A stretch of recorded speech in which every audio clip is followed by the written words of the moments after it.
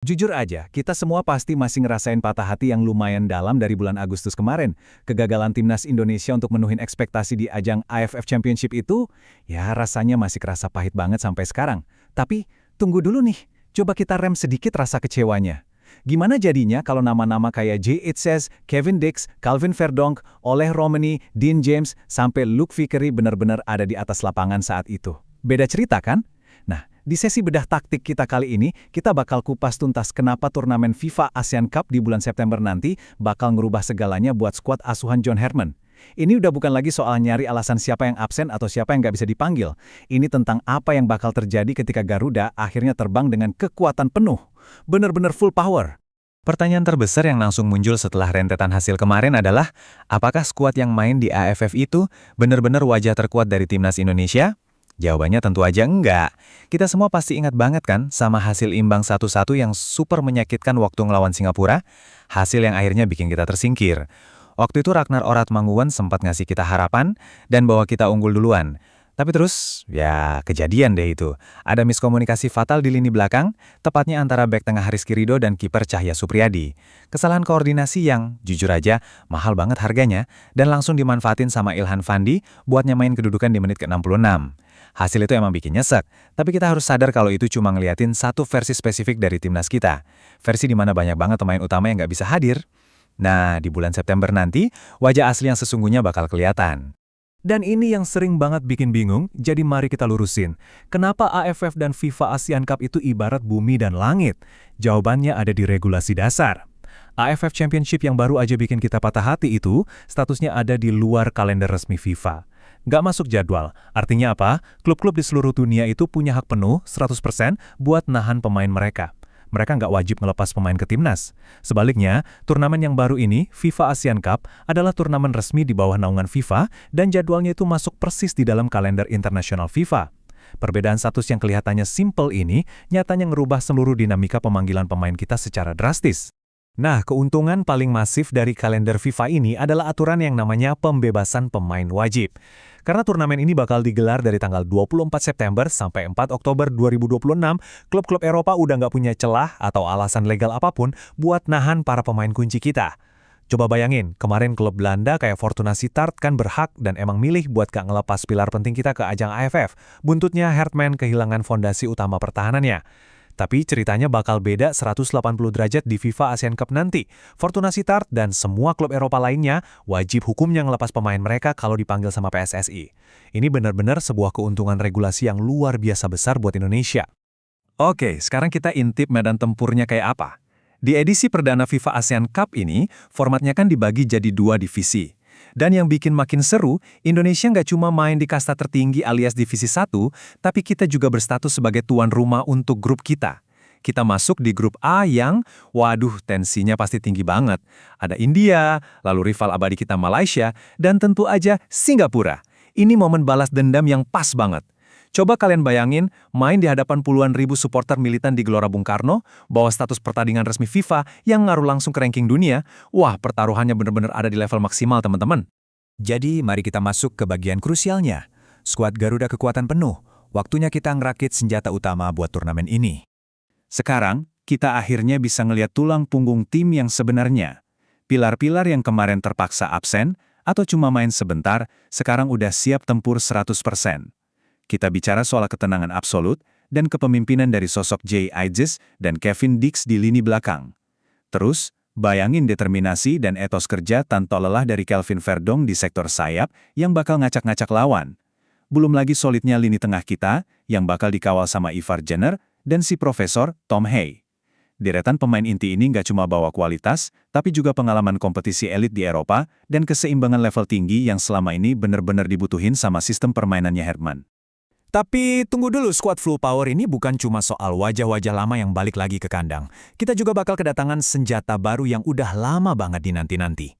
Sekarang ini perhatian publik lagi tertuju penuh ke sosok sayap kanan super dinamis yang masih berusia 20 tahun dari MacArthur FC di Liga Australia.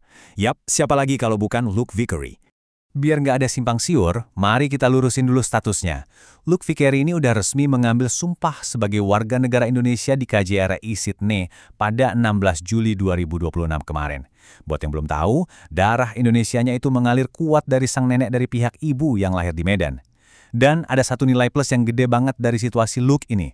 Karena kompetisi E-League di Australia itu belum mulai pas FIFA Window bulan September besok, Luke punya peluang besar banget buat gabung lebih awal ke pemusatan latihan dibandingin teman-temannya yang main di Eropa. Ini jelas dorongan moral dan taktis yang luar biasa buat persiapan tim asuhan Herdman.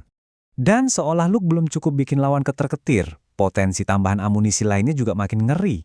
Walaupun kita masih nunggu daftar final pemanggilan resminya, proyeksi ketersediaan pemain itu mencakup nama-nama top kayak Oli Romani. Ini striker mematikan yang siap ngasih dimensi pergerakan baru di lini depan kita yang kadang masih sering buntu. Terus ada juga Dean James yang bakal ngasih kedalaman krusial di sektor sayap. Ini semua bukan cuma wacana di atas kertas ya. Ini adalah kepingan puzzle nyata yang sekarang akhirnya bisa dimanfaatin sama Herdman buat ngebongkar pertahanan lawan manapun. Tapi, ya selalu ada tapinya. Kita masuk ke bagian taktik dan tantangan chemistry. Karena kita semua harus sadar satu fakta pahit. Sekumpulan pemain hebat nggak selalu ngejamin lahirnya sebuah sistem yang hebat. Semua data dan kualitas di atas kertas tadi harus dibuktiin di atas lapangan hijau.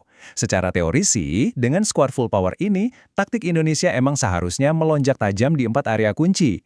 Pertama, skema build-up kita bakal jauh-jauh lebih kebal dari pressing lawan, berkat kualitas distribusi bola dari back-back tengah Eropa kita. Kedua, pemanfaatan lebar lapangan kita bakal lebih kaya opsi, nggak monoton.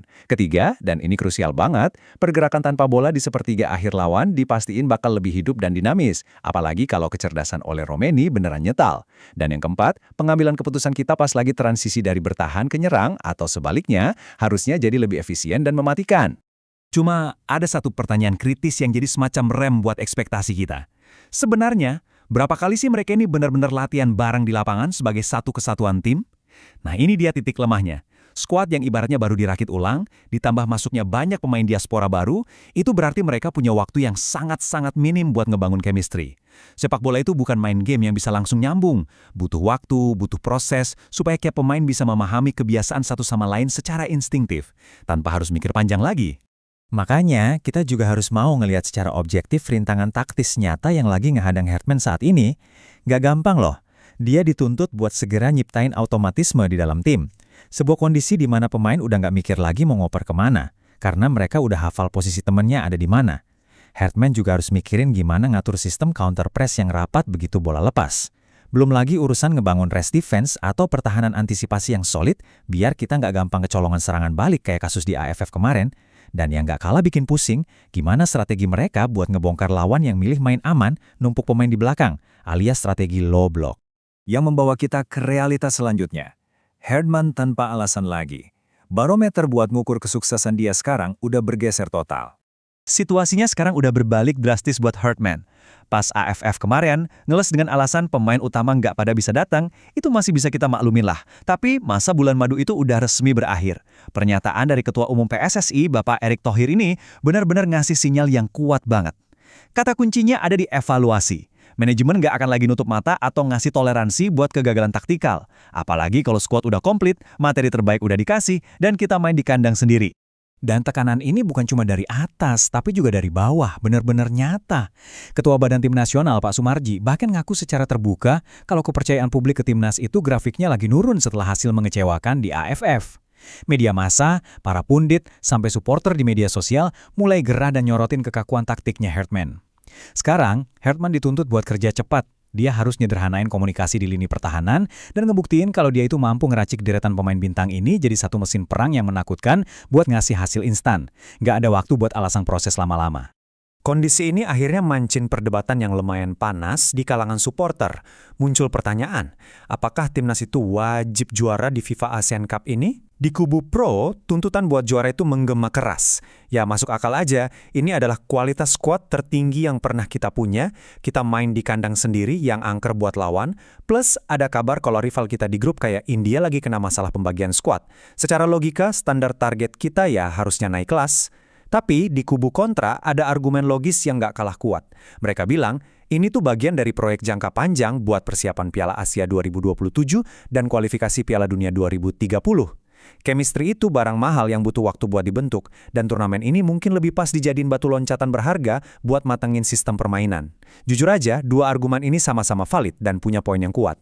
Pada akhirnya, bulan September nanti bakal jadi ujian yang benar-benar nentuin nasib dan karir John Hurtman bersama Indonesia. Pertaruhan di turnamen ini masif banget, nggak main-main.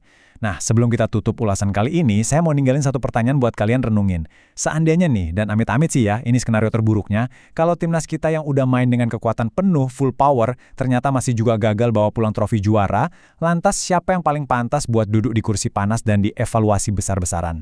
Apakah para pemainnya, taktiknya John Hurtman, atau justru PSSI secara keseluruhan? Coba dipikirin deh, dan mari kita kawal terus laga ini bareng-bareng di atas lapangan nanti. Makasih banget udah nemenin di sesi bedah taktik kali ini, sampai jumpa di ulasan berikutnya.